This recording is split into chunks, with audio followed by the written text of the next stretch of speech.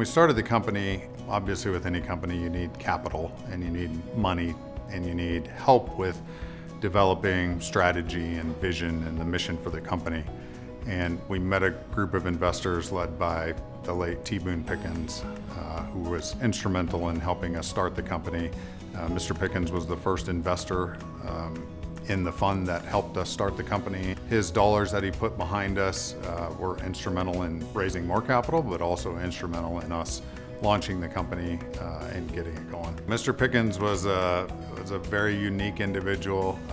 He's extremely intelligent, hardworking. He often said that he would never retire and they would be taking him out of his office in a box, which nearly is exactly how it played out. He learned our business very well. Whenever we'd run into him and see him, he would grill us and ask us how the business was performing. And it wasn't just a general, how's the business performing? He wanted to know specific details. I'll tell you a funny story. So we had a customer in Oklahoma City that we were trying to get for a long time. And this is a very smart person that we were working with from the customer. And wanted to know all the details of what we were going to do for them. And one day we were leaving a meeting and he walked us down to the lobby, which was common.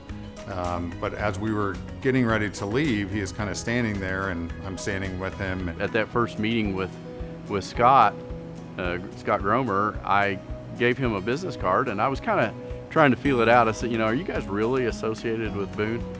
And they go, yeah, we're going to see him tomorrow. And the chit chat was kind of ending and it got to this point where I was thinking he wants something or there's something else he's going after here. And so he asked me, would you do me a favor? And I said, certainly, what can I do for you?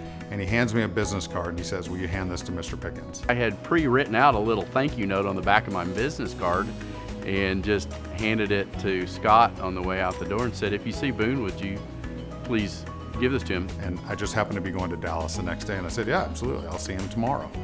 And so we shook hands, I left, I walked out, got in the car in the parking garage and I looked at his business card and he had just written on it, thank you for all you've done for OSU. And I thought that'd be the end of it. I just wanted to, thank you for all you've done for our school. And so as I was traveling down to Dallas, got the brilliant idea of I need Mr. Pickens to call this guy. And so went into his office, said, Mr. Pickens, we really need you to call this guy. This is an Oklahoma State grad. He's a big fan of you.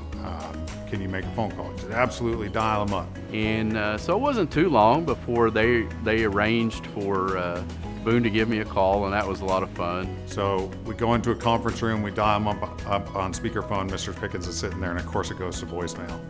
So I'm devastated that he didn't pick up. So I sent him a text and I'm like, can you answer the phone?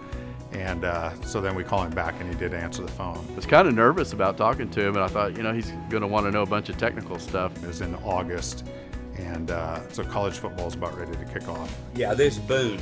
Yes, sir. How many games we going to win this year?